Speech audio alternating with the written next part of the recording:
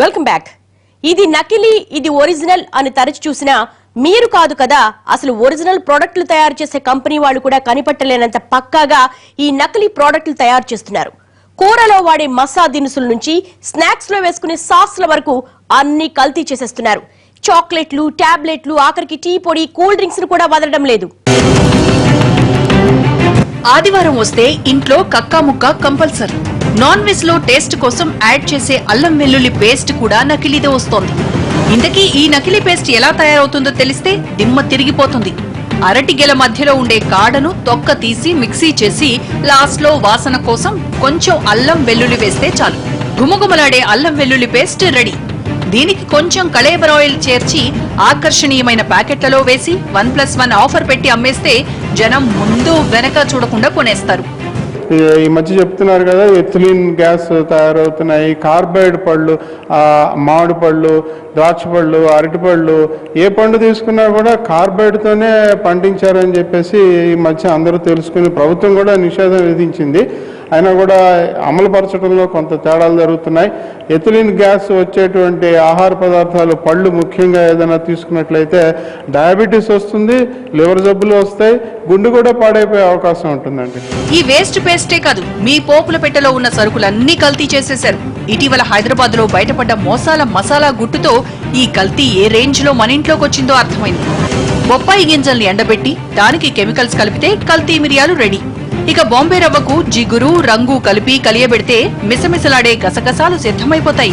ఇక ఈ బాంబే రవ్వ కూడా తుప్పు పట్టిన ఇనుప రజనుతో అప్పటికే కల్తీ అయిపోయుంటుంది.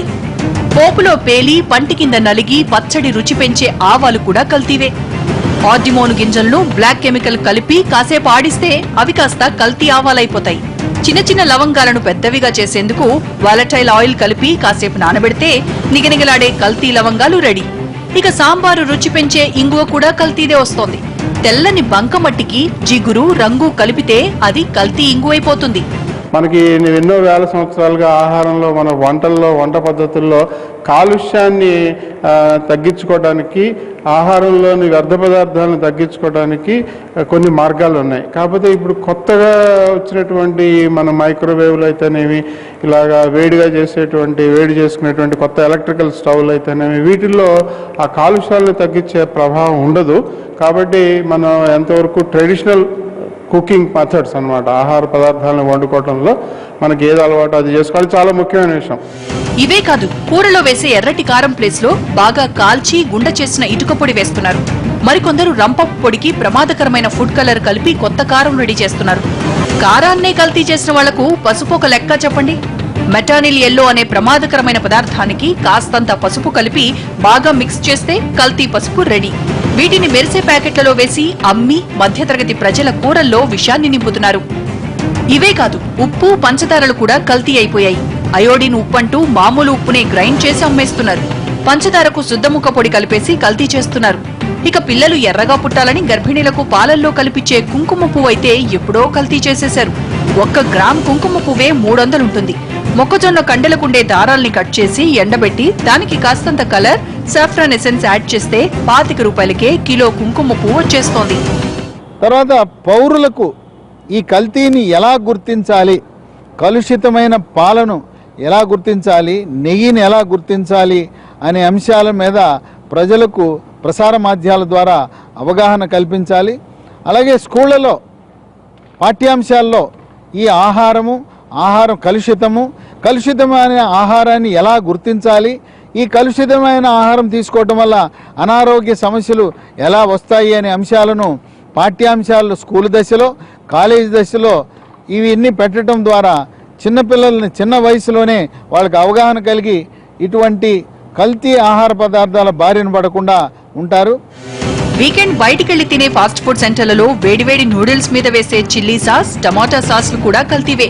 కుళ్ళిన టమోటాలు, బంగాళాదుంపలు, సోడియం వంటి ప్రమాదకరమైన కెమికల్స్, విషపూరితమైన కలర్స్ తో తయారు చేసే సాస్లు సిటీ అంతా సప్లై అవుతున్నాయి.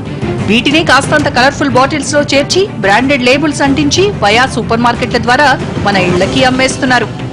అమ్మో, అయితే మేం సాస్ లేకుండానే నూడిల్స్ తింటామంటారా? అయితే వినండి, మీరు తినే ఆ నూడిల్స్ కూడా కల్తీవే. జనంలో నూడిల్స్ కి ఉన్న డిమాండ్ క్యాష్ చేసుకోవడానికి మైదా పిండికి కొన్ని ప్రమాదకరమైన కెమికల్స్ కలిపి కల్తీ నూడిల్స్ తయారు చేస్తున్నారు. ప్రతి నెల టన్నుల కొద్దీ కల్తీ నూడిల్స్ మార్కెట్లోకి వస్తున్నాయంటే ఇన్నాళ్లు మనం తిన్నది ఏ నూడిల్స్ ఊహించుకోండి. రకరకాలుగా ఏవైతే కల్తీలు ఉన్నాయో ఈ కల్తీలను తీసుకోవడం ద్వారా ఇప్పుడు ఎక్కువ డాల్డాలు ఇవన్నీ కల్తీలు చేయటం వల్ల, ఈ నెయ్యిలో డాల్డాలు లేదా ఇతరత్రవన్నీ కల్తీలు చేయటం వల్ల, ఎక్కువ శాతంలో అవి తీసుకోవటం వల్ల శరీరంలో ఈ ట్రైగ్లిజరైడ్స్ పెరిగిపోయి గుండె జబ్బులు బారిన పడే అవకాశం ఉంటుంది. దీనివల్ల బ్రెయిన్కి స్ట్రోక్ వచ్చే అవకాశం ఉంటుంది. ఈ ట్రైగ్లిజరైడ్స్, ఈ చెడు కొలెస్ట్రాల్స్ ఏవైతే ఉంటాయో శరీరంలో అవన్నీ పెరిగిపోవడం వల్ల డయాబెటీస్ కానివ్వండి, బ్రెయిన్ స్ట్రోక్ కానివ్వండి, హార్ట్ స్ట్రోక్ కానివ్వండి, ఇలాగా అనేక రకాల సమస్యలు. ఇవన్నీ విన్నాక తలనొప్పి వచ్చి టీ తాగుదామనుకుంటున్నారా? అయితే జాగ్రత్త. ఎందుకంటే మీరు తాగే టీలో పాలే కాదు, టీ పొడి కూడా కల్తీ అయిపోయింది. టీ పొడిలో చింతగింజల పొడి కలపడం పాత సంగతి. కానీ ఇప్పుడు టీ పొడిలో కుక్కల ఎముకల పొడిని కలిపేస్తున్నారు. ఆ టీ ఒక్కసారి తాగితే మీ చిన్న పేగులు చిట్లిపోవడం ఖాయం. కల్తీ ఆహార పదార్థాలు చిన్నపిల్లల మీద తీవ్రమైన ప్రభావం చూపిస్తాయి. భౌతికంగా అట్లాగే మెదడు పనితీరులో కూడా దాని ప్రభావం ఉంటుంది. కల్తీ ఆహార పదార్థాలు తిన్నప్పుడు శరీరం ఎదుగుదల, ఎత్తు పెరగటంలో కొంత ఇబ్బంది ఉంటుంది. పెరగవలసినంత ఎత్తు పెరగరు. అలాగే మానసికంగా కూడా వాళ్ళలో కొంత లోపాలు ఏర్పడతాయి.